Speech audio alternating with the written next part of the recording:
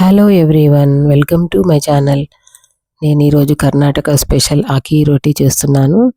దానికోసం అకీ రోటీ నాకు ఎలా తెలిసిందంటే, నేను ప్రెగ్నెంట్ ఉన్నప్పుడు మా పక్కన ఆంటీ చాలా ఇచ్చేది. మేము బెంగళూరులో ఉంటాము, 8 years నుంచి ఉంటున్నాము. ఇప్పుడు కరోనా టైంలో ఆంటీ నాకు ఇచ్చిందండి.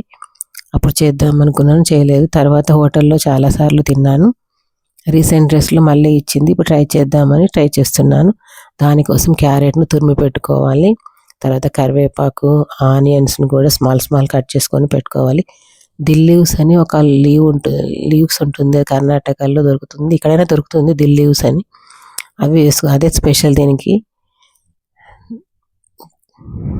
తర్వాత వాము, జీలకర్ర అన్నీ వేసుకొని కలుపుకోవాలి. తర్వాత బియ్యం పిండితో చేస్తారు ఈ రోటీ.